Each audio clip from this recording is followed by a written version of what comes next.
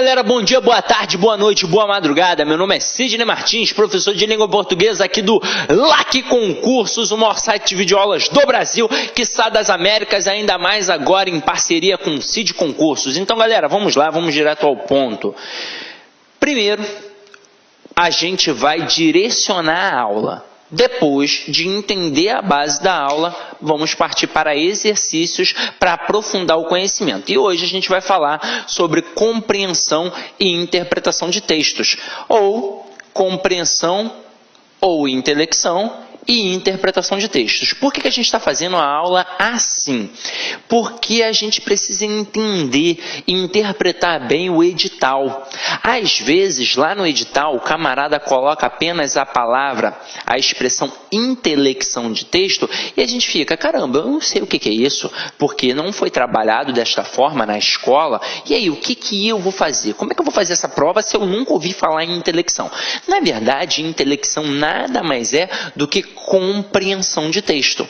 Aí o aluno percebe que é algo diferente da interpretação. Caramba, eu nunca pensei que fosse diferente, Sidney. Eu sempre pensei que fosse a mesma coisa e aí é diferente. É sim, meu companheiro, é diferente. Quando a gente fala de compreensão ou intelecção, que é a mesma coisa, é aquilo que está dentro do texto. E quando eu falo de interpretação, é aquilo que vai além do texto. Como assim? Se a questão é de compreensão ou intelecção, ela sempre me joga para dentro do texto.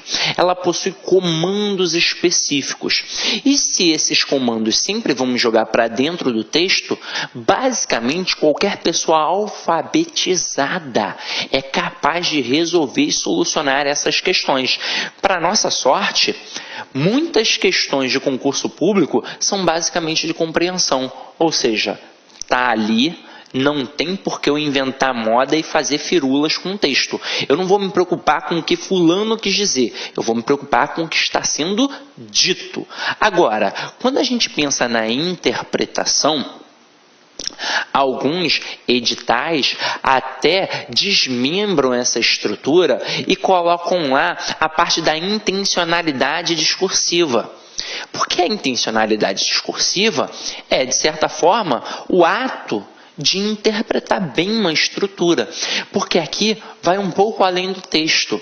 E se vai um pouco além do texto, vai exigir conhecimento de mundo do candidato. Ou seja, se eu falo de conhecimento de mundo, eu estou falando de capacidade interpretativa. Então, quanto maior o meu conhecimento de mundo, maior a minha capacidade interpretativa. E ao falar de conhecimento de mundo, estou falando sim de ter lido bons livros, de ter visto bons filmes, de ter escutado boa música. Idade conta, porque uma pessoa madura já viveu mais, já teve mais experiências, ou seja, a experiência empírica, a prática da vida, tudo isso vai contar. Aí você vai pensar assim, pô, então eu tô ferrado, porque eu só vejo Sessão da Tarde e escuto a Anitta, mas para nossa sorte, também não vai tão além assim do texto. As provas de concurso público, elas exigem um conhecimento básico. Agora, é claro que quanto maior a minha capacidade interpretativa, ou seja, o meu conhecimento de mundo, mais fácil eu vou desenrolar as questões no dia da prova. Então vamos lá, vamos entender isso daqui por parte. Eu disse a vocês que compreensão tem a ver com o que está dentro do texto. Então vamos lá. E que interpretação tem a ver com o que está além do texto. Vamos para os comandos dessas questões. Então aqui, ó, interpretar e compreender. Então, a gente já sabe que compreender é a mesma coisa que o processo da intelecção. E que interpretação é um pouquinho diferente. Então, compreender está dentro do texto e interpretar vai um pouquinho além do texto. Exige o conhecimento de mundo. Então, vamos lá. Interpretar significa inferir, deduzir, concluir os implícitos, ou seja, não é só o que está explícito, eu tenho que entender o que está por trás também, ou seja, a intencionalidade. Agora aqui, comandos. Através do texto, infere-se que é possível deduzir que o autor permite concluir que. Qual é a intenção do autor ao afirmar que? Então, são comandos básicos das questões de interpretação. Agora, como é que são os comandos das questões de compreensão? Tá aqui, ó. Compreender significa entender o que está escrito. Comandos. O texto diz que é sugerido pelo autor que, de acordo com o texto, é correta ou errada a afirmação. E o narrador afirma. Detalhe, vou chamar a atenção para esta estrutura aqui, ó. De acordo com o texto, é correto ou errado. Eu tenho que tomar muito cuidado quando o comando da questão diz certo ou errado, ou correta ou incorreta. E aí, geralmente, um bom avaliador gosta de trabalhar a estrutura errada. Sabe por quê? Porque ele vai fazer um Ctrl+C e um Ctrl+V. E ele vai deixar apenas um pedacinho diferente. Várias questões são assim. Só que o nosso cérebro faz o quê? Ele completa. Então ele não percebe aquele pedacinho se eu não fizer uma leitura atenta. Então é muito importante que eu faça uma leitura atenta. No desenrolar da aula, a gente vai dar alguns conselhos, algumas dicas, alguns mandamentos da arte de interpretar um bom texto. Agora, eu já vou dando umas dicas básicas de início. Primeira coisa que eu vou fazer no dia é ler o texto de forma en passant. Ou seja, eu vou fazer uma primeira leitura para saber do que o texto trata. Ah, Cid, mas eu fiquei sabendo que quando eu estou fazendo prova de concurso público, eu não posso perder tempo com o texto, não. Eu tenho que ir direto para a questão. E aí eu te pergunto, e se a questão for realmente do texto? Você vai conseguir responder? Não vai. Você só consegue ir direto para a questão e responder a questão de língua portuguesa sem precisar do texto se a questão não for sobre o texto. Se for uma mera questão de cunho gramatical ali, de sintaxe, pronto e acabou. Mas se a questão exigir o texto, não tem como respondê-la sem ir ao texto. Então a primeira coisa é saber do que se trata o texto e depois ir para o comando da questão. Porque aí você vai saber se a questão é de compreensão ou se a questão é de interpretação. E aí, na segunda leitura, você já vai para uma leitura com foco. Agora, vamos lá. Eu tenho aqui, ó, a compreensão. E eu tenho aqui, ó, a interpretação. Que eu posso chamar de compreensão ou intelecção. A gente já sabe que uma está dentro do texto e que a outra está o quê? Além do texto. A gente sabe que uma trabalha com o que está ali, ó, expresso. É só entender. Agora, muitas questões de compreensão, como nos jogam para dentro do texto, o que eu vou fazer? Eu tenho que ir lá dentro do texto. Várias dessas questões são questões de coesão referencial. Questão de coesão referencial. O camarada me joga para uma linha, para um parágrafo, para um termo que está dentro do texto. Como é que vai ser o comando da questão? Ó, de acordo com o texto, ou então na linha tal, no período tal, no parágrafo tal. O que eu vou fazer? Eu vou lá no texto e sublinho esse termo. Se está na linha 3, eu vou lá e sublinho. Se está na linha 17, eu vou lá e sublinho. Quando eu fizer a segunda leitura, eu vou ler só o que está sublinhado? Obviamente não. Eu vou ler tudo, mas aquilo que está sublinhado vai me chamar muita atenção. E provavelmente é uma questão de referenciação. Então, ali, naquele texto, eu vou ter uma escrita, que não vai ser a escrita como qualquer falante comum da língua, é um grande autor, provavelmente foi escolhido, então o camarada não vai ficar várias vezes repetindo o mesmo termo, não vai ficar várias vezes repetindo o substantivo. O que ele vai fazer? Ele vai utilizar pronomes para evitar a repetição destes substantivos. Então, muitas questões que são de compreensão, que são basicamente questões de coesão textual, o camarada destaca um elemento, que muitas vezes é um pronome, e que vai fazer referência a um substantivo. É importante que eu rabisque a minha prova? É extremamente importante. Então, se eu perceber que tem um pronome fazendo uma referência a um determinado substantivo, o que eu vou fazer ali naquele momento? Eu vou sublinhar o pronome e envolver o substantivo. Isso vai propriamente responder a questão por mim? Quase que 100%. Porque se eu não fizer essas marcações, eu vou ficar voltando, indo e voltando ao texto várias e várias vezes e vou ficar perdido. Agora, se o texto me disse que um termo está lá na linha 3 e está me perguntando o referente desse termo e eu destaquei o termo e busquei o referente, opa, fica muito mais fácil, tranquilo? Agora, e se a questão não for de referenciação? Se a questão trabalhar com aquilo que eu falei, que é muito comum, o camarada vai perguntar, de acordo com o texto, o que é certo e o que é errado. Eu tenho de fazer uma leitura atenta. E eu sempre digo ao meu aluno que ele precisa de estratégias para poder fazer a prova, não só de língua portuguesa, mas como de qualquer outra matéria. Primeiro de tudo, é importantíssimo, ó, tá vendo aqui, ó? Não estou brincando, estou me hidratando. É extremamente importante estar hidratado, não só na hora de fazer a prova, como também na hora de estudar. Vocês já devem ter percebido que muitos de vocês têm uma sensação de sonolência, cansaço, dor de cabeça ao estudar. Por quê? Porque você está forçando o cérebro, ele está fazendo um exercício, porém ele está desidratado. E como é que ele vai reagir? Com o cansaço e com a dor. Agora, se você está sempre hidratado ao estudar, você não fica cansado, você não sente dor e o seu rendimento vai ser melhor. Por quê? Porque você vai ter mais concentração. E aí é óbvio que vai facilitar na compreensão e na interpretação daquele texto. Então, para o dia da prova, é importante também estar hidratado. Outra dica importante que você deve fazer em casa e que, se possível, também no dia da prova. Ao pegar um texto, é importante que você tenha concentração para poder fazer a leitura daquele texto. Mas muitas vezes tem algo que é adverso.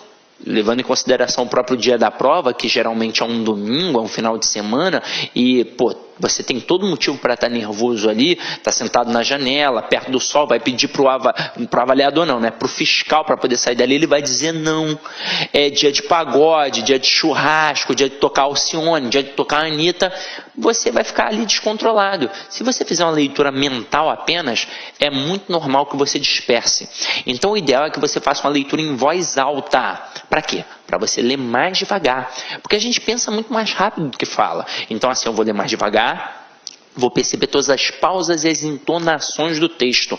Consequentemente, vou compreender e interpretar melhor. Ah, Cid, mas no dia vão querer me expulsar. Não, você não precisa fazer uma leitura para atrapalhar todo mundo que está na sala. Você precisa apenas balbuciar para escutar o som da sua voz. Ou então se condicionar para fazer uma leitura mental mais devagar, com calma, com atenção. Porque se essa questão, ela perguntar de acordo com o texto o que está certo ou o que está errado, e na maioria das vezes o que está errado, ela vai tentar te ludibriar, ela vai colocar a alternativa que é errada, fazendo parecer ser a mais certa, porque ela vai trocar apenas uma palavrinha. E na hora que eu fizer uma leitura desatenta, o cérebro vai preencher sem perceber aquela palavrinha que foi trocada. Então é muito importante, ao fazer questões de texto, fazer com calma, porque a resposta está ali. Então não tem nenhum bicho de 7 cabeças, tá? Agora, quando a questão é de interpretação, como eu disse, tudo muda. Não é mais o que o autor quis dizer. Infere-se que, deduz-se que, analisa-se que, interpreta-se que, e por aí vai. Eu sempre dou um exemplo de um pequeno texto para que o aluno possa perceber a diferença de compreensão para interpretação. Hoje eu vou trabalhar com dois textos e os possíveis erros que se desdobram. Vamos lá. Um pequeno texto. Imagina que aqui está o João e o Joaquim. Aí eu digo que eu encontrei ontem o João e o Joaquim aqui, ó, na Praia do Leme. Para quem não sabe, o nosso estúdio aqui no Rio de Janeiro é na Praia do Leme.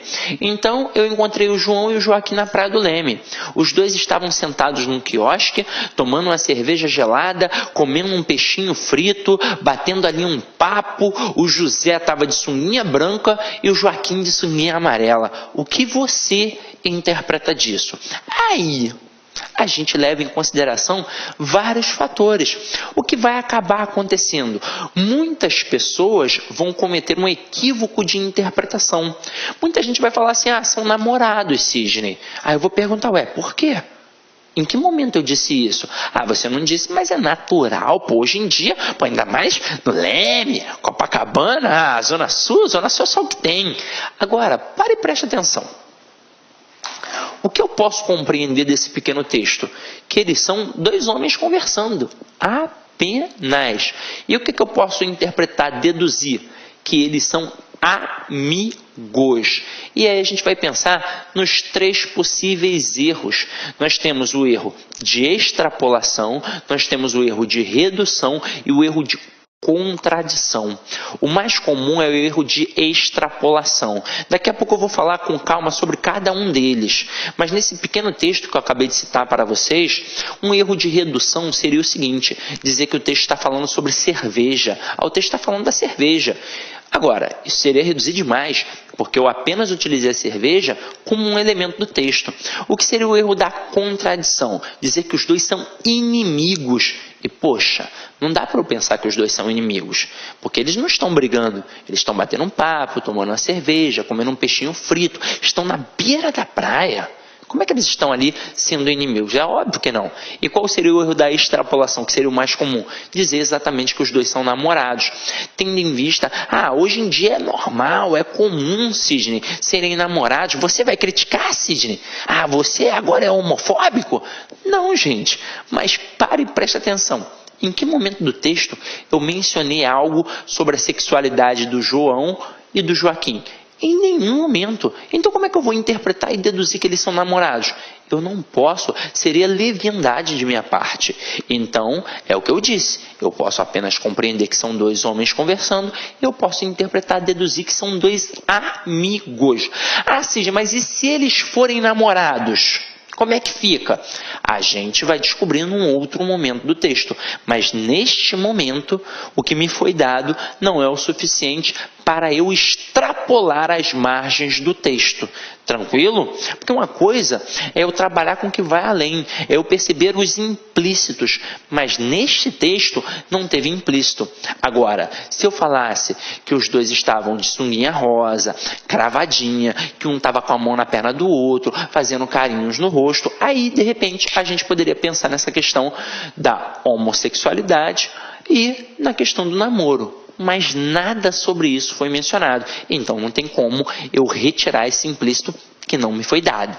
Agora, e se eu botasse assim, você que está em casa, você mulher, eu tenho um amigo para te apresentar.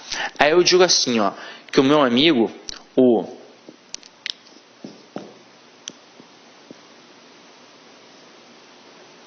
Abelardo,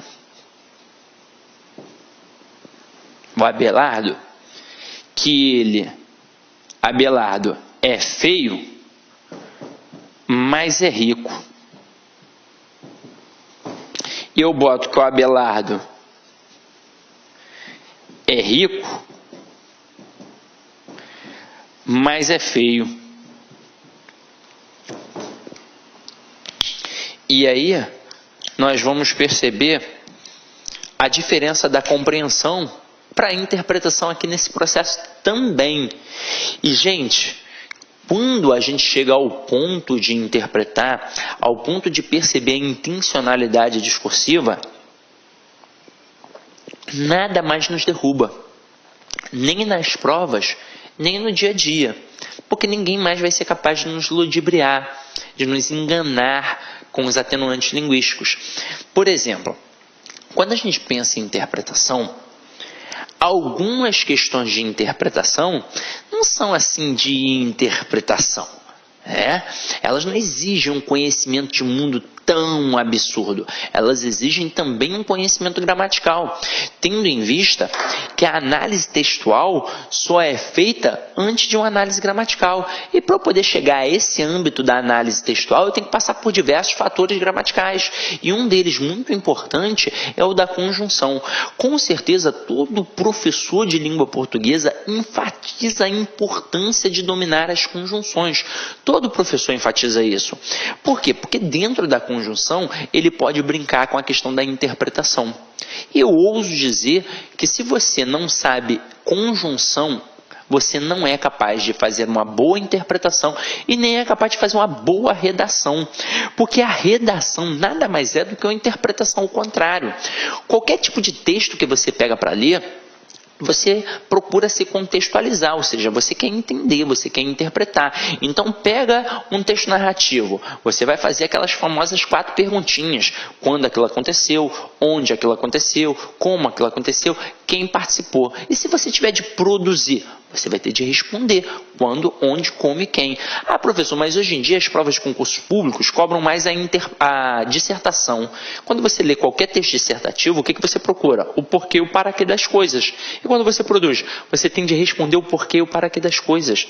Então, como é que eu vou indicar causa, consequência, finalidade, oposição, conclusão, se eu não sei conjunção? Então, eu tenho de saber conjunção. E através das conjunções, a gente vai poder perceber alguns implícitos, como por exemplo o que está aqui. Quando eu coloco Abelardo é feio, mas é rico, a princípio eu estou apresentando 2 fatos, que ele é feio e que ele é rico. E na frase 2, quando eu digo que Abelardo é rico, mas é feio, eu também estou apresentando os mesmos fatos, que ele é rico e que é feio. Então, se a gente fosse levar em consideração a diferença de compreensão para a interpretação, no texto 1, assim como no texto 2, a gente pode compreender que o Abelardo é feio e rico, ou rico e feio. Pronto, acabou. Ou seja, eu é que vou decidir o que é bom para mim. É bom ter alguém rico? É bom ter alguém feio? Agora, se a gente vai trabalhar a interpretação, muitas vezes as conjunções vão servir de base para isso. E aqui está a prova disso. Quem estudou, quem viu a aula de conjunção, inclusive viu o exemplo das oposições, porque a gente tem 14 conjunções. A gente tem as conjunções coordenativas, que são 5, e nós temos 9 conjunções subordinativas adverbiais. 2 têm um valor conjunto, inclusive são a base da argumentação, a base da linha argumentativa, a base da intencionalidade. Porque ali a gente tem a adversativa e a concessiva. A adversativa enfatiza e a concessiva minimiza um fato, ou seja, a adversativa deixa forte aquele argumento e a concessiva minimiza aquele argumento. Tanto é que em questões de conjunção, se o camarada realmente não sabe e precisa chutar, o ideal é que ele chute ou adversativa ou concessiva. Então aqui a gente sabe que a gente tem uma adversativa. E o que a gente faz com a adversativa? A gente enfatiza o lado que tem a adversativa. Consequentemente, o que eu faço com o outro? Eu minimizo. Afinal de contas, uma oposição é a quebra de uma lógica. Então, se eu estou quebrando uma lógica, é porque eu estou enfatizando um lado e minimizando o outro. Na parte em que eu coloco a adversativa, eu sempre enfatizo. Consequentemente, o outro lado fica minimizado. Então, na primeira frase, Abelardo é feio, mas é rico. Aqui, importa ser feio ou importa ser rico? Importa ser rico. Então, qual é a minha intenção? A minha intenção é fazer com que a pessoa, com que você, mulher, de repente, fique com meu amigo Abelardo. E na frase 2, quando eu digo que ele é rico, mas é feio, qual é a minha intenção? É fazer com que você não fique com ele, porque eu enfatizei o fato de ser feio. Isto é interpretar. Ou seja, por trás da frase 1, eu quero que você fique com meu amigo. Esta é a minha intenção. Eu estou tentando te convencer.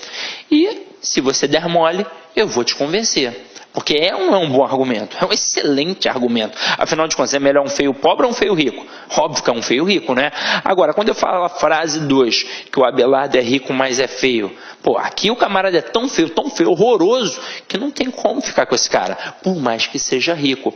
E aí, Tem um outro exemplo aqui que eu adoro mostrar para os alunos, para que eles possam perceber como a conjunção também trabalha muito em prol da interpretação propriamente dita. Eu coloco aqui, ó, frase 1. Choveu, mas fui à praia. E na frase 2, fui à praia, mas choveu. Olha como é que a gente vai fazer a interpretação. Levando em consideração a compreensão, eu sei que choveu e que ainda assim a pessoa foi o quê? À praia, ou seja, teve chuva e alguém foi à praia. Mas não importando se a pessoa ficou feliz ou se ficou triste. Agora, levando em consideração a interpretação, olha o que a gente tem na primeira frase. Choveu, mas foi à praia. Eu coloco a adversativa do lado daí da praia. Então, enfatizo aí da praia, consequentemente, eu minimizo a chuva. Então, não importa que choveu, importa que eu fui à praia e eu me diverti. Eu estou feliz.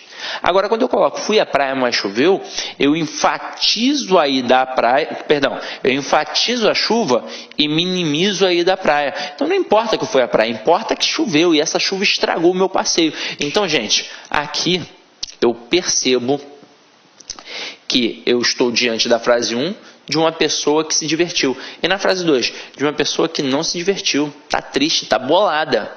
Ou seja, eu fui capaz de perceber o implícito. Eu fui capaz de interpretar. E se eu não for capaz de fazer isso, eu vou ver a massa de manobra. É por isso que muitas pessoas conseguem dizer que um jornal é de esquerda, um jornal é de direita, porque o jornal ele não diz abertamente se é contra ou a favor do governo, mas com esses pequenos atenuantes linguísticos, ele vai se posicionar. Por exemplo, no caderno de economia é muito comum o jornal falar dos preços e dos juros. Então, se o jornal for contra o governo, o que o jornal vai fazer? Ele vai colocar assim, ó, os juros caíram, mas os preços continuam altos. Aí o que fica na mente do povo? Que o preço está alto. E aí? O que vai acontecer comigo que sou povo? Eu vou ficar puto, porque eu passei o mês inteiro trabalhando, não consigo pagar minhas contas e vou me revoltar contra quem? Obviamente contra o governo. Agora, e se o jornal for a favor do governo? Ele vai colocar os mesmos dois fatos, porque entenda, são fatos, só que ele vai alterar, ele vai reescrever de forma diferente. Então, é para você perceber que aquelas questões de reescritura de frases que tanto se fala nas provas de concurso público, nada mais é do que o domínio da intenção discursiva. Então ele vai colocar que os preços continuam altos, mas que os juros caíram. Aí o que vai acontecer na nossa mente? Opa, os juros caíram, aí eu fico feliz, porque eu vou correr para poder fazer compra. Aqui no Rio de Janeiro, então, a gente compra logo no Guanabara. E se eu fico feliz, qual é a associação, qual é a analogia que eu vou fazer? Neste governo eu compro, no governo de fulano de tal eu não comprava. E aí a gente leva em consideração também o nosso interlocutor. Porque se eu sou um jornalista e eu estou tentando manipular, é óbvio que eu tenho a certeza que a maioria não vai perceber que este meu poder de compra é um poder... um poder de compra que está entre aspas, que é um poder com a linha de crédito que no final das contas vai deixar a mim, povo, e tanto o governo, tanto o país, numa situação precária, como até está. Então, a gente vai pensar nisso.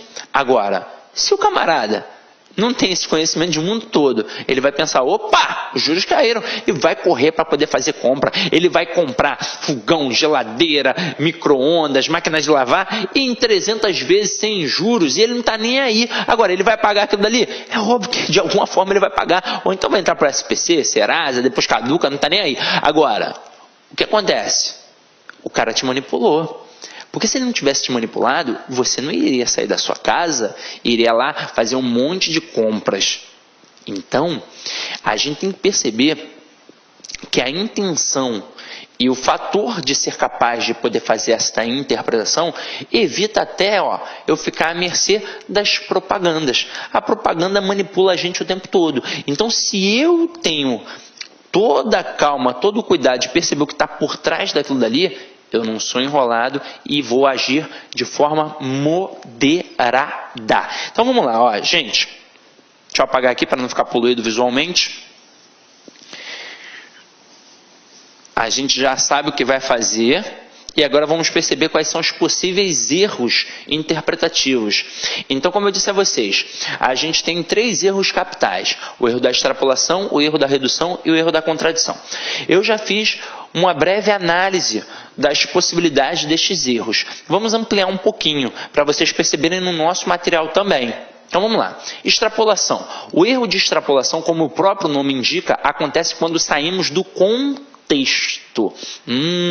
Então eu tenho aquele contexto ali. Se eu saio daquele contexto, eu estou indo além das margens do texto. E é aí que eu vou me dar mal.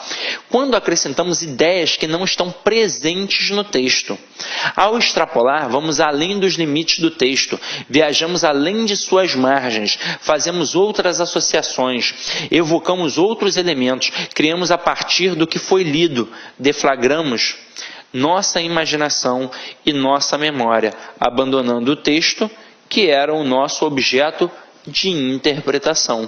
Então eu tenho que não pensar da forma, mas o que o camarada estava querendo dizer? O primeiro objeto é o texto. Eu tenho que partir do que realmente foi escrito. E aí, é claro, se tiver algo implícito ali e o meu conhecimento de mundo permitir, eu vou fazer aquela interpretação. Mas se não for o caso, eu tenho que tomar cuidado e não extrapolar. Redução. Outro erro clássico em exercícios de entendimento de texto. Erro oposto à extrapolação. É o que chamamos de redução ou particularização indevida. Neste caso, ao invés de sairmos do contexto, ao invés de acrescentarmos outros elementos, fazemos o inverso.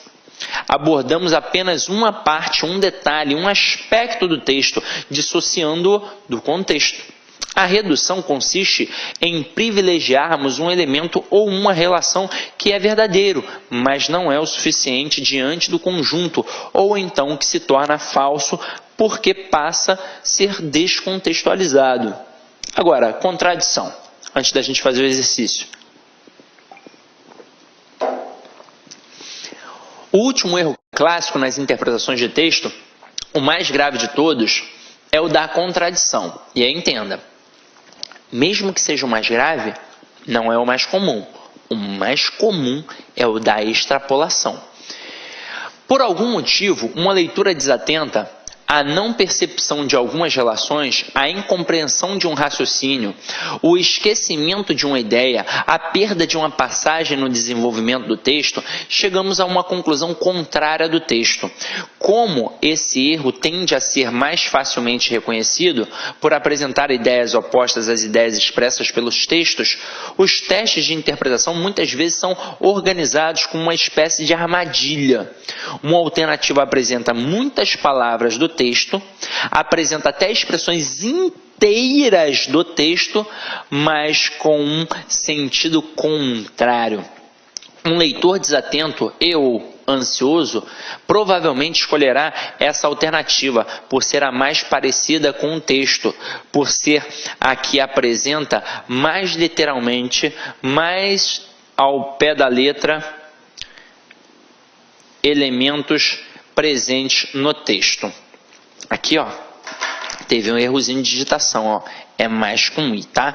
Agora é o seguinte, galera, este tipo de erro aqui não vai estar lá expresso para você que é de contradição, mas as questões usam.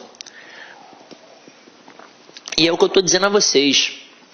É uma questão que está ali dentro do texto. Ou seja, é só fazer uma leitura atenta. O camarada vai pegar uma frase muito parecida, um Ctrl+C, um Ctrl+V, ele vai copiar e colar, mas ele vai mudar uma palavrinha. Por exemplo, vamos dizer que um determinado erro é uma certeza. Uma certeza. Aí tá lá, ó. Determinado erro é uma certeza de que vai trazer alguns fatos ruins para a sociedade. Aí o que o camarada bota? Ele copia. Determinado erro é... Aí ele, ao invés de botar certeza, ele bota uma dúvida. É uma dúvida de que esses erros irão trazer diversos problemas para a sociedade. Só que aí, eu botei agora um exemplo ridículo e pequeno, mas é só para mostrar como ele pode tirar uma parte, né, do texto grande e mudar apenas uma palavrinha. Só que se eu não fizer uma leitura atenta, eu não vou perceber aquela pequena palavrinha. E é aí que eu vou errar.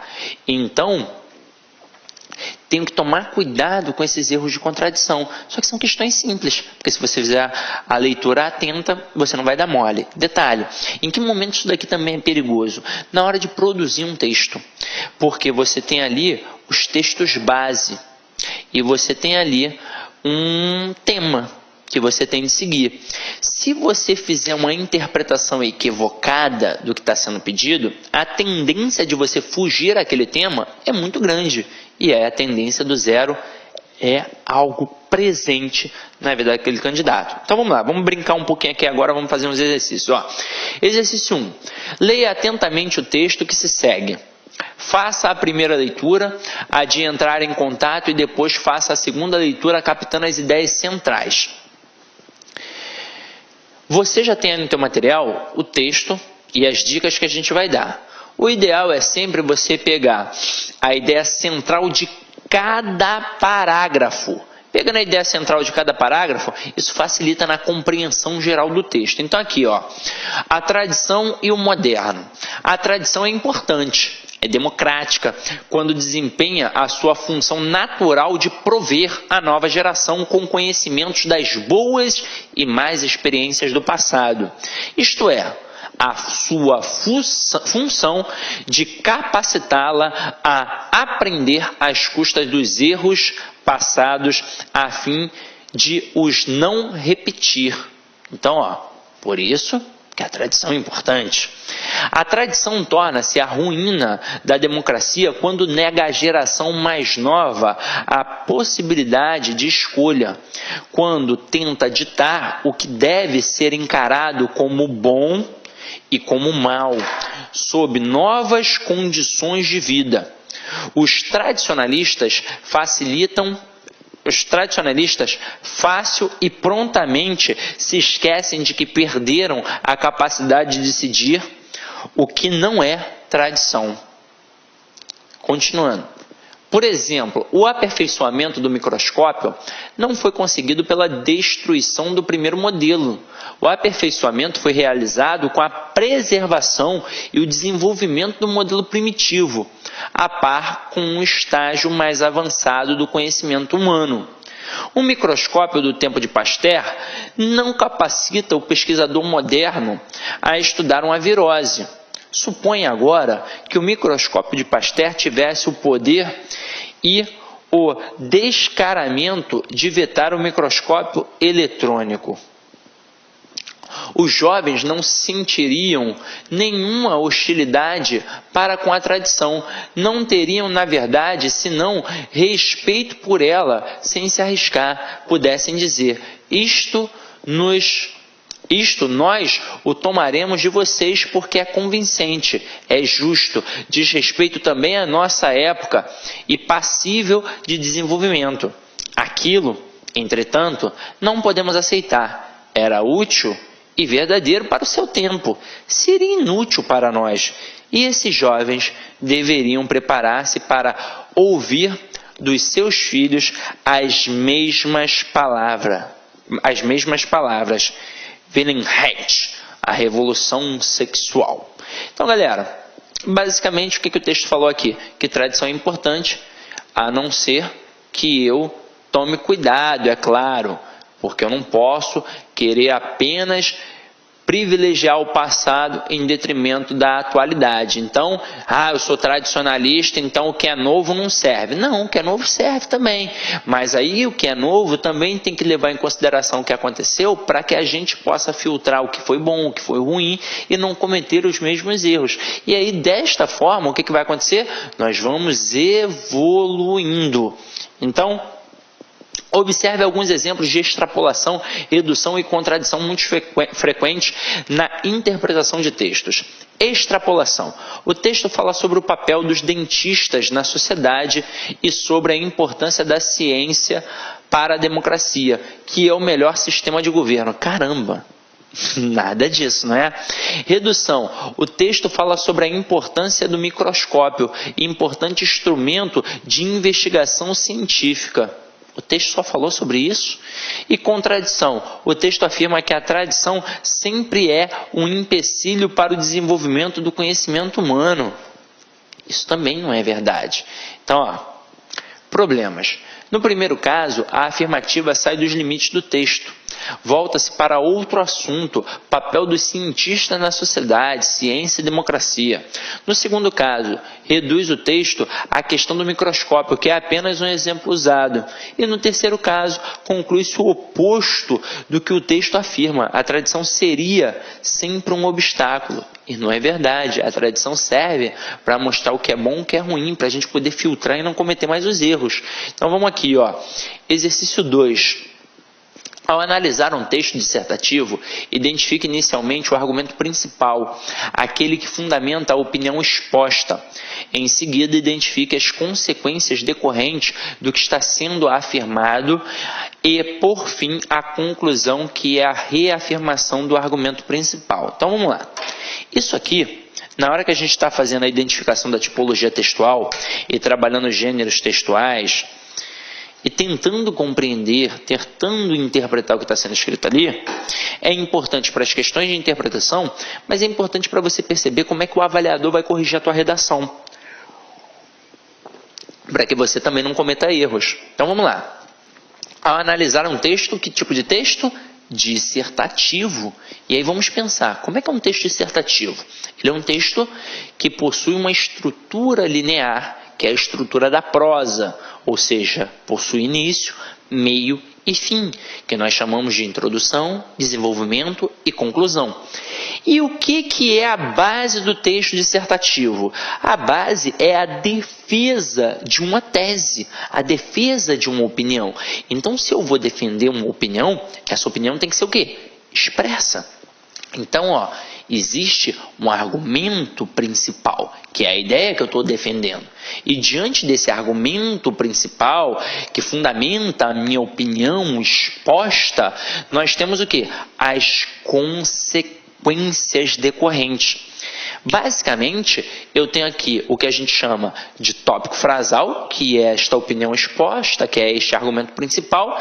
E o que são essas consequências? São os argumentos que a gente apresenta para poder sustentar esta ideia principal, que dentro de uma sala de aula presencial com calma e tranquilidade, a gente também pode chamar de causas e consequências. Ou seja, a causa, geralmente a gente tem ali como tópico frasal.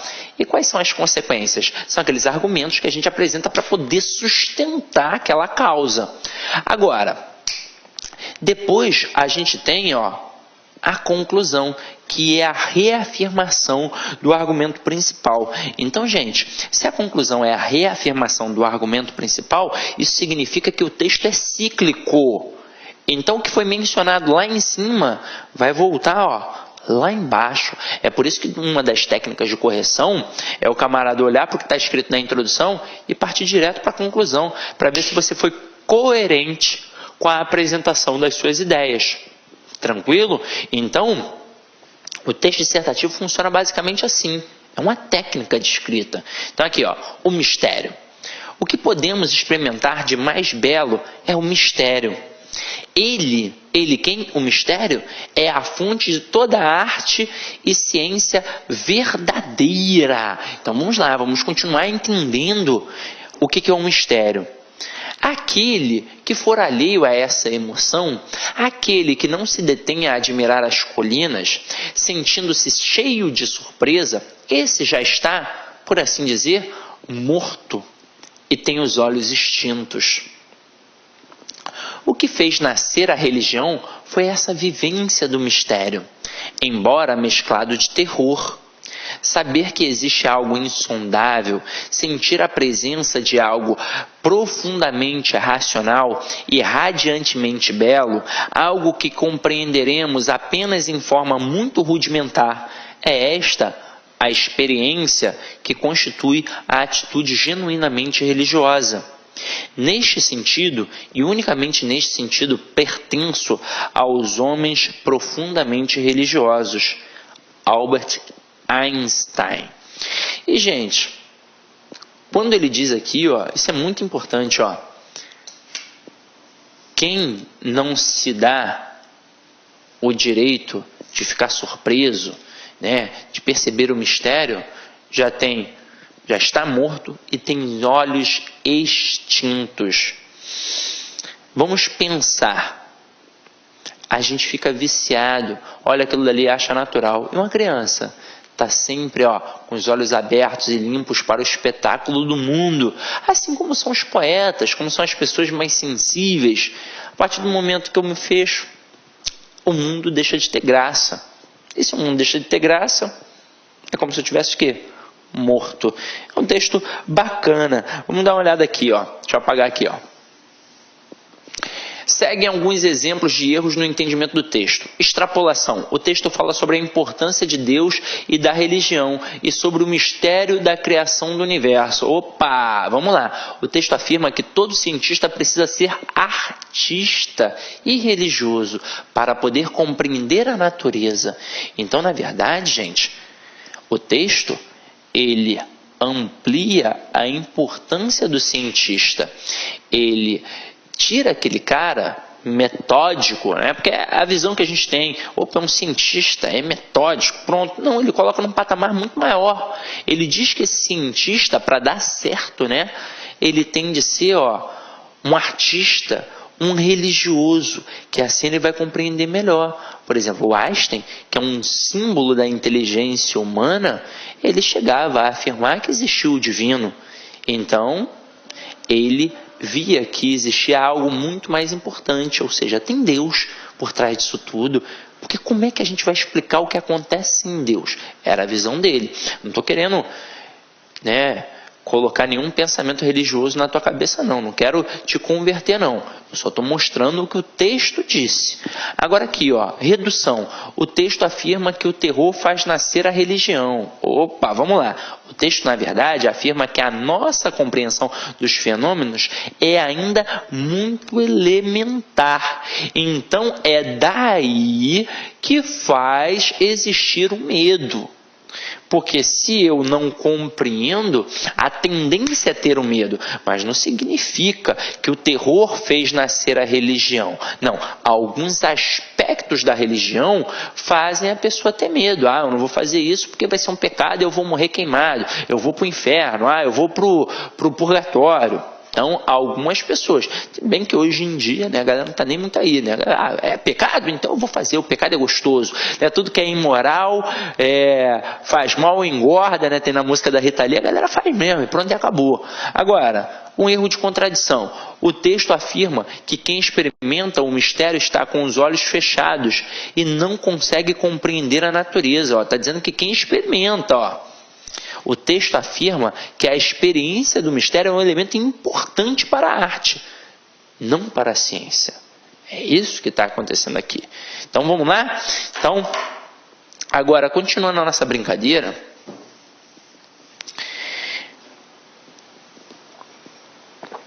pela primeira vez numa aula, eu coloquei os 10 mandamentos da análise de texto. Agora, de onde eu tirei isso? Tirei isso, é óbvio, de dentro da faculdade.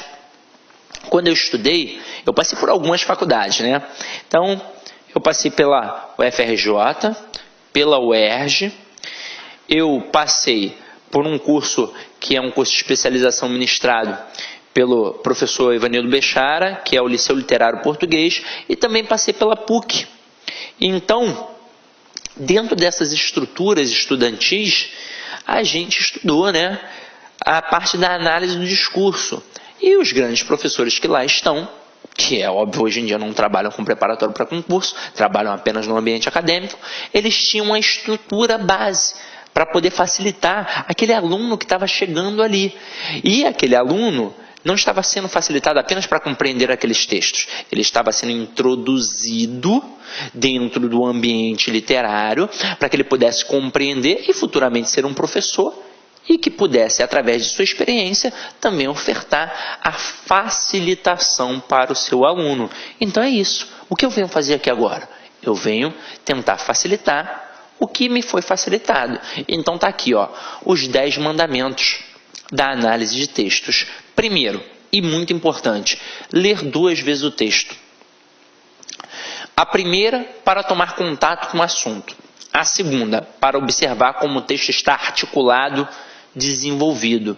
Ou seja, para eu poder perceber quais são os processos de coesão, tanto referencial quanto sequencial. Sim, gente, tem outros processos de referência, não tem? Tem outros processos de coesão, não tem? Tem, mas basicamente os mais fundamentais nesse primeiro momento é o quê?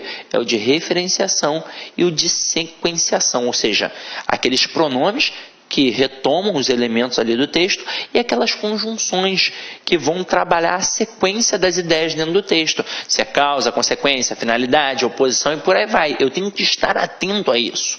Agora, segundo mandamento, observar que um parágrafo em relação ao outro pode indicar uma continuação ou uma conclusão, ou ainda uma falsa oposição. Já nesse primeiro momento, que eu começo a perceber como esse texto foi desenvolvido, já é o prenúncio desse segundo aqui, ó, porque aqui eu vou começar a perceber ali, ó, dentro das frases, dentro dos períodos. Aí depois eu começo a ampliar e perceber como é que está sendo construído em relação aos próprios parágrafos. Se tem ali a oposição, se tem ali a conclusão, tudo isso é muito importante. Agora, terceiro, sublinhar em cada parágrafo a ideia mais importante, que é o tópico frasal, porque cada parágrafo tem uma ideia central. Não é só lá na introdução que tem uma ideia central. Cada parágrafo tem. Então é importante que eu saiba identificar. Geralmente está no início do parágrafo. Então dessa forma facilita. Opa, esse parágrafo está falando sobre isso. Ler com muito cuidado os enunciados das questões para entender direito a intenção do que foi pedido. Basicamente é saber diferenciar se é uma questão de compreensão ou intelecção, porque é a mesma coisa, é compreender, ou se é uma questão de interpretação, ou seja, se o camarada vai precisar ir além, vai precisar interpretar aquele texto, para depois voltar ao texto e saber exatamente o que está fazendo. Quinta, sublinhar palavras como erro, incorreto, correto e etc., para não se confundir no momento de responder a questão. Isso é importante. Vamos lá. Quantos amigos, quantos alunos meus... Porque assim, online é mais difícil o contato, né? Mas no presencial muitos alunos acabam virando amigos, porque a gente está ali presente o tempo todo. Quantos relatam que foram fazer a questão e erraram? Na verdade, por falta de atenção, o camarada ali na questão, o avaliador, pediu que estava incorreto. Mas aí no primeiro momento que ele viu na alternativa A algo que, né, era correspondente ao texto, ou seja, que estava certo, ele marcou. Mas a questão não estava pedindo certo, estava pedindo um incorreto. Então ele deu mole, fez uma leitura desatenta e acabou enfiando os pés pelas mãos. Se você já sabe que é um pouco desatento, é um pouco disperso, ou então que tem a tendência de ficar nervoso, tenha muito cuidado, sublinhe, destaque. Porque quando a própria banca destaca, aí é bom pra gente, mas nem sempre destaca. Então eu tenho que tomar esse cuidado, essa precaução, para que eu não possa errar no dia, tranquilo? Sexto aí, ó, escrever ao lado de cada parágrafo ou de cada estrofe a ideia mais importante contida neles. Então, ó, se eu já identifiquei lá no tópico frasal, é a ideia mais importante, ponto. Eu jogo ali do lado, opa, esse texto aqui está falando sobre isso. Ah, aqui ó, a ideia é política. Ah, aqui é economia. Ah, opa, aqui está falando sobre arte, aqui está falando sobre cinema. E aí a gente já, para não ficar perdido. Sétimo, não levar em consideração o que o autor quis dizer, mas sim o que ele disse, escreveu. Então está escrito ali, é aquilo ali. Se, é claro, tiver alguma coisa implícita, alguma coisa por trás, uma intencionalidade discursiva, aí é óbvio que com o meu conhecimento de mundo eu vou perceber. 8. Se o enunciado mencionar tema ou ideia principal, deve-se examinar com atenção a introdução e a conclusão. Opa! Questão pediu para a gente falar sobre o tema ou a ideia principal do texto. Aí, como a gente disse, como é que esse texto se organiza? Introdução, desenvolvimento e conclusão. Onde é que fica a ideia principal desse texto? Lá na introdução, lá no tópico frasal, no início do nosso texto. E lá na conclusão, tem a retomada da introdução. Então, se o camarada está pedindo a ideia principal, o tema principal, é óbvio que está aqui, ó, no início e no final do texto. Se eu perceber o que está sendo dito aqui em cima e é a mesma coisa que está sendo dita aqui embaixo, aquilo ali é a ideia principal. Tanto é que se eu produzo uma redação e eu falo sobre educação na introdução, obrigatoriamente eu tenho que falar sobre educação na conclusão. Se eu falo sobre violência na introdução, obrigatoriamente eu tenho que falar sobre violência na conclusão. Se eu falo sobre economia na introdução, eu tenho que falar sobre economia na conclusão. Se eu não fizer isso, a estrutura está mal feita. Então, ó, lembra que eu falei que redação nada mais é do que a interpretação ao contrário? Técnicas que a gente utiliza para produzir um texto são as mesmas técnicas que a gente utiliza para não dar mole na hora de fazer uma questão de interpretação. Agora, nono mandamento. Se o enunciado mencionar argumentação, deve se preocupar com o desenvolvimento. Opa! Então vamos lá. Pediu ideia principal, vamos preocupar com a introdução, vamos preocupar com a conclusão. Agora, se o camarada está pedindo argumentação, eu vou me preocupar com quem? Com o desenvolvimento. Por quê? Porque vamos lá. Se na introdução eu coloco o tópico frasal e eu apresento argumentos, em que parte do texto eu vou desenvolver estes argumentos? Lá nos parágrafos de desenvolvimento. Tanto é que a gente tem uma sequência lógica. Se a gente apresenta 2 argumentos na introdução, nós teremos 2 parágrafos de desenvolvimento. Se a gente apresentar 3 argumentos na introdução, nós teremos 3 parágrafos de desenvolvimento. Então, a argumentação está ali, ó, no parágrafo de desenvolvimento. Se o camarada vai usar causa e efeito, se o camarada vai utilizar uma contra-argumentação, se o camarada vai utilizar fatos, frases de pessoas notórias. Então, a gente vai para ali, para ver o que ele está utilizando como argumento, né? Se ele está utilizando um dado estatístico, então a gente vai cair ali para dentro. É na parte do desenvolvimento, ou seja, no meio do texto. E 10. Tomar cuidado com os vocábulos relatores, os que remetem a outros vocábulos do texto, pronomes relativos, pronomes pessoais e pronomes demonstrativos. Vamos lá. É óbvio que a gente até tem outros pronomes, inclusive substantivos, que vão remeter a outros elementos dentro do texto. Até mesmo porque, se a gente está falando, batendo um papo, ó, eu estou utilizando a oralidade, eu posso várias vezes repetir o mesmo termo e eu não vou causar estranheza. Agora, se eu estou escrevendo e repito várias vezes o mesmo termo, eu demonstro pobreza de vocabulário. Então, um bom texto, um texto de uma prova para concurso público, não vai ter essa repetição. Agora, quem basicamente faz isso? Os pronomes de referenciação, que são os relativos, os pessoais e os pronomes demonstrativos. Então, qual é a dica? Antes de mais nada, antes de você prestar atenção nestes camaradas aqui dentro do texto, você deve dominar estes camaradas. Então, você tem sim que estudar os pronomes relativos, você tem sim de estudar os pronomes pessoais, principalmente o pronome pessoal oblíquo átono. E você tem sim de estudar os pronomes demonstrativos, porque esses pronomes sempre vão fazer referência a alguém, a algum elemento ali dentro do termo. O relativo a gente já sabe, faz sempre referência a quem? A termo anterior. Sempre, da mesma forma, a termo anterior. O pronome pessoal pode fazer referência a termo anterior, a termo posterior, até mesmo a termo fora do texto, assim como o demonstrativo, a termo anterior, a termo posterior, a termo fora do texto. O único que faz um único processo de referência é o relativo, mas que vocês precisam estudar. Então é para isso que a gente tem um curso mais completo. E futuramente aí, ó, no CID Concursos, a gente vai ter, ó, além do que a gente já tem aqui no LAC, a gente tem um curso para que você não perca tempo. É um curso direcionado para a prova, mas tendo em vista há muitos pedidos, há uma galera que às vezes não tem um bom curso presencial na cidade, a gente vai ampliar. Então nós vamos colocar aqui um curso completo de morfologia, um curso completo de sintaxe, para que você tenha uma possibilidade de aprofundar o teu conhecimento, beleza? Futuramente aí no CID Concursos. Então vamos lá. Então, galera, finalizando os 10 mandamentos, vamos ver como é que isso funciona na prática, não é? Aqui, ó, peguei um texto interessante para a gente poder trabalhar, tá? Então, olha aí o título do texto. E se o Brasil ainda fosse uma monarquia? Galera, de cara, diz para mim, hoje, o Brasil é uma monarquia? Obviamente não. O Brasil é o quê? O Brasil é república. Isso eu nem sabia, mas tem que saber, né, meu companheiro? Tem que saber. Então, olha só, o Brasil não é uma monarquia, o Brasil é uma república. Então, de cara, já com o título, ele mostra a intenção do texto. É trabalhar algo que não é real, algo que é uma possibilidade, algo que é uma hipótese. Então, ó, e se o Brasil ainda fosse uma monarquia? Está trabalhando um ambiente hipotético. Aí ele começa o nosso texto. Então aqui, ó, Dom Luís de Orleans e Bragança estrelaria os desfiles de 7 de setembro. Vamos lá. Quem é esse cara, Dom Luís de Orleans e Bragança? Por que ele está aqui entrando no texto? Num texto que está falando sobre a monarquia. Vamos parar para pensar.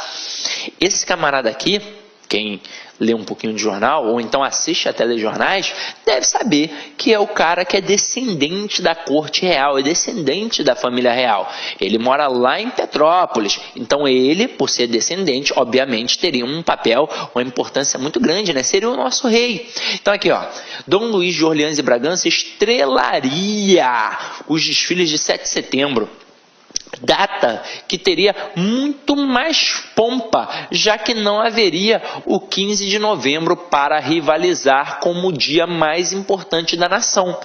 E esse dia 15 de novembro aqui é o dia do quê? Da proclamação da República. Afinal de contas, se o Brasil ainda fosse uma monarquia, não seria república. Então não teria para poder rivalizar com o dia mais importante. Olha que texto bacana. Aqui, ó, continuando. E sem a proclamação da República, que ocorreu em 1889... vários fatos políticos não teriam acontecido. Então, ó, o governo Getúlio, a ditadura militar e a redemocratização do país, as 6 constituições que tivemos em 100 anos não existiriam ou seriam diferentes. Nosso rei de hoje, então, seguraria as rédeas do governo com um poder moderador, herança da Constituição de 1824, que o coloca, né, caso o rei, acima dos 3 poderes, o executivo, o legislativo e o judiciário. Se um partido fosse contra o que o rei queria, ele colocava a oposição no lugar, diz Eduardo Afonso, professor de História da Unesp. Vamos lá, continuando. A capital seria Brasília, do mesmo jeito, olha que bacana, por se tratar de um plano da monarquia. Em 1823, o patriarca da independência José Bonifácio de Andrade Silva apresentou o projeto de levar a capital ao centro-oeste, distante de ataques de corsários no litoral, e seria nessa região que o governo teria seu maior apoio. Os produtores de soja e outros grãos seriam a base da política imperial, assim como os cafeicultores foram no século XIX. O Império nunca formulou uma política econômica, só seguiu o projeto de uma colônia que sobrevive de seu reservatório, explica Estevão Martins, professor de História da UNB. Assim, agricultura, mineração e petróleo seriam ainda mais importantes para a economia do que são hoje. Nos anos 60, para combater a ameaça comunista dos movimentos da época, o imperador Dom Pedro Henrique diminuiria o poder do parlamento. Nessa ditadura, a MPB faria barulho com letras cheias de metáforas contra o império, driblando a censura. Essa não seria a única ameaça, já que houve um racha na linhagem real em 1908. Quando Dom Pedro de Alcântara renunciou ao direito dinástico ao se casar com uma reles condessa e não uma princesa, passando a coroa ao irmão Luís Maria. A situação não ficou tensa porque, bem, já não havia um trono a disputar, mas se ainda fôssemos um reino, as relações familiares ficariam ruins. Os descendentes de Dom Luís Maria, do chamado ramo de Vassouras, teriam de lidar com a oposição dos primos do chamado ramo de Petrópolis. Isso ficaria claro em 2013, durante as manifestações de junho. Dom Luís, neto de Luís Maria, recomendou a seus seguidores que não fossem às ruas, temendo o envolvimento em atos de anarquismo. Se fosse rei, a declaração o deixaria no alvo dos protestos e o nome do liberal Dom João do ramo de Petrópolis ganharia força. Empresário, fotógrafo e surfista, ele defende as monarquias parlamentaristas e representaria um sopro de mudança, pelo menos até que a República fosse declarada. Um pedacinho aqui faz até lembrar o Aécio, né? Agora, olha só que texto interessante. O camarada trabalha com possibilidades, mas ainda assim ele trabalha com fatos que aconteceram, como a questão da MPB, que a gente sabe muito bem que na época, lá, né, na década de 60, muitos como Caetano Veloso, Chico Buarque, faziam músicas cheias de metáforas para burlar a censura. Uma muito famosa, que é aquela música Cálice, né, que parece que é um cálice, mas na verdade é o cálice, né, de calar. Então, os artistas, as pessoas tinham que se calar e não expor o pensamento, porque a ditadura vinha e metia o pau. Agora, o camarada trabalhou com a questão de Brasília também, e olha só que interessante, Brasília seria no mesmo lugar. Para quê? Para fugir dos ataques dos corsários. De certa forma, Brasília também foi para uma fuga, mas para uma fuga dos intelectuais, para uma fuga da elite brasileira que era aqui no Rio de Janeiro. Então, vamos fugir daqui, que aqui tem a galera que pensa, vamos lá para o interior, para o meio do nada, se bem que agora, né, a população foi crescendo e Brasília já tem muita gente que pensa e pensa muito e está lá fazendo protesto o tempo todo, né? Agora, mas isso não vem ao caso, né? Então vem aqui comigo, a gente só fez uma análise do texto e agora vamos para as questões de prova, questões que foram trabalhadas, para você perceber que quando você faz a leitura atenta e com calma, tudo fica fácil. Então olha só a primeira questão. Em relação ao universo construído no texto, é correto afirmar que se trata de um universo. Então, primeiro, ele falou da relação, né, construída. Que tipo de universo tem ali? Aí ele coloca como opções: factual, evidente, hipotético e supersticioso. Gente, factual é aquilo que é fato, aquilo que acontece. E se o camarada abriu com a hipótese, aquilo não é fato. Evidente não é aquilo que foi constatado. E a gente fica entre hipotético e supersticioso. Supersticioso são as lendas. Então o Saci Pererê é um bicho de 7 cabeças, é o Pirilampo Saracura. Não é a situação que foi empregada aqui no texto. Aqui foi empregada uma situação hipotética, algo que poderia ter acontecido, mas que não aconteceu. Então aqui, resposta da questão 1, com certeza, letra C aí, pode marcar no teu material. Vamos para a questão 2. Olha como é que a questão 2 é uma questão interessante. No decorrer do texto. E aí observa que na hora que a gente bota no decorrer do texto, se está no texto é uma questão de compreensão, é uma questão de intelecção. Só que ele trabalhou no decorrer do texto.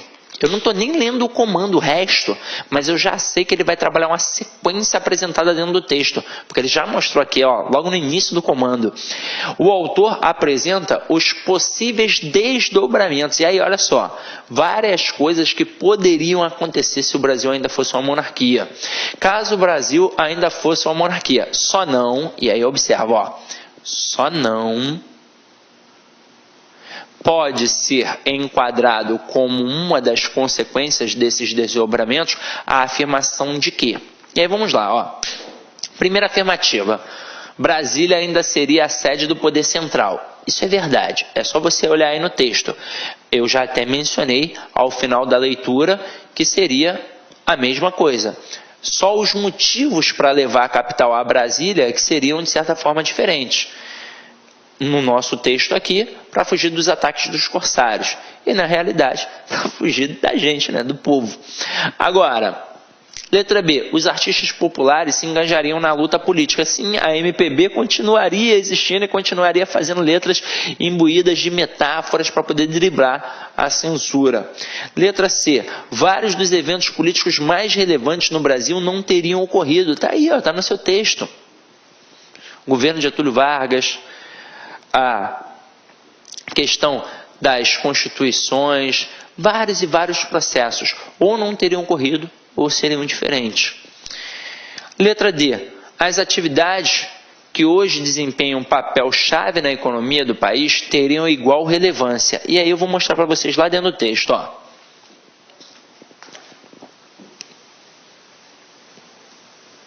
É óbvio que aquela é a resposta, né? Mas vou mostrar. Tá aqui, ó.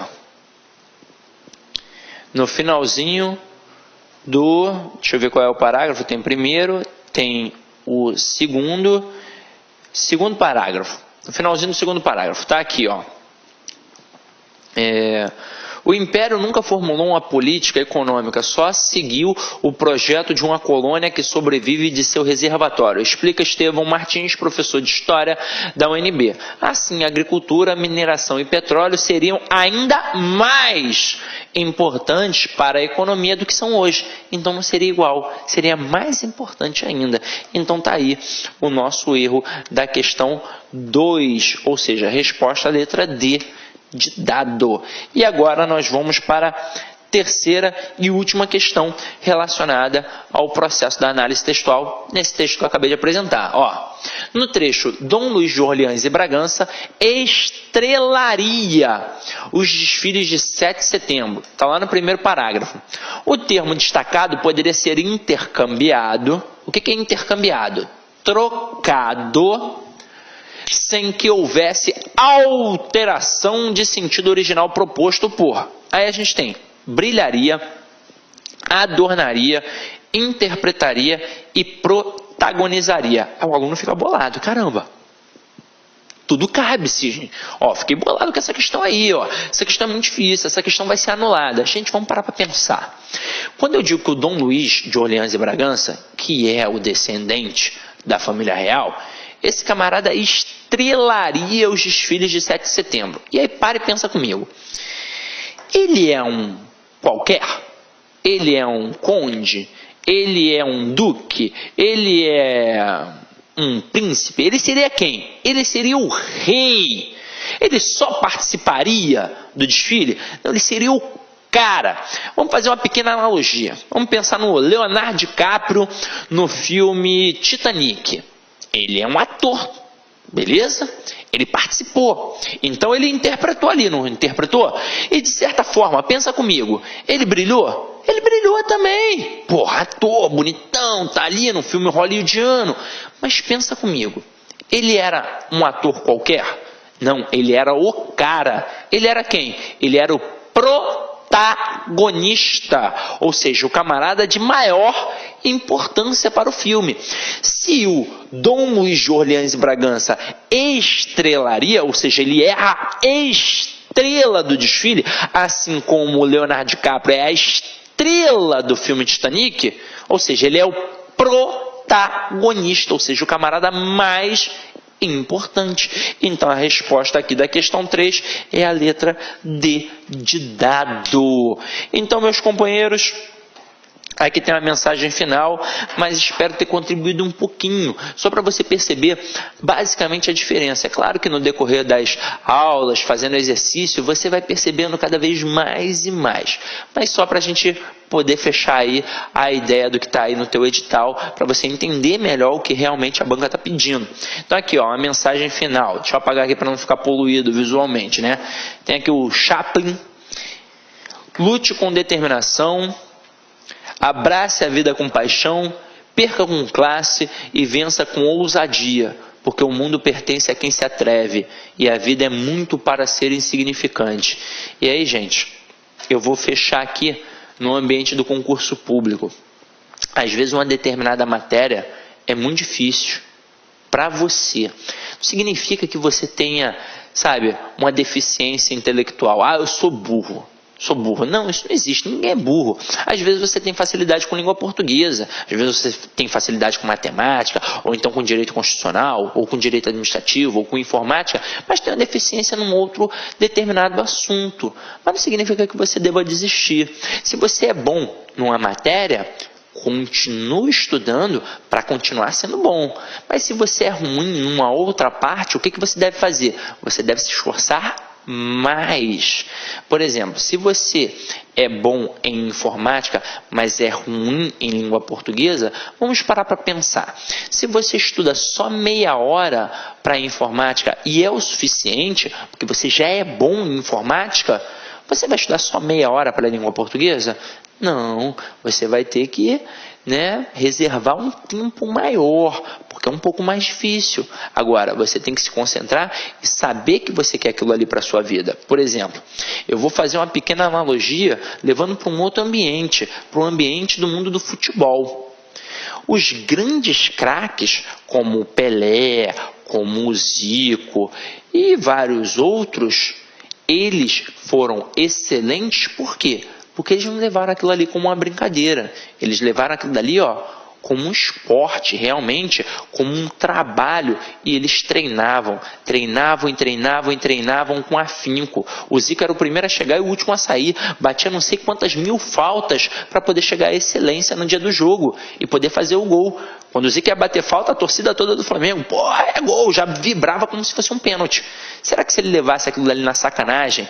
Será que se ele, falta, vou bater normalmente. Eu até tenho uma dificuldade em bater falta, mas eu vou treinar da mesma forma que eu treino para chutar a bola para frente. Será que ia dar algum resultado? Não. Então eu tenho que saber aquilo que eu quero e eu tenho que lutar por aquilo ali, para poder fazer jus ao meu esforço e conquistar, é claro, todos os objetivos. Então, meu companheiro, é isso. Espero ter contribuído um pouquinho para a aquisição do teu conhecimento. Avalie a aula, porque é sempre importante para a gente o retorno, o feedback. Ide em paz e que o Senhor sempre vos acompanhe.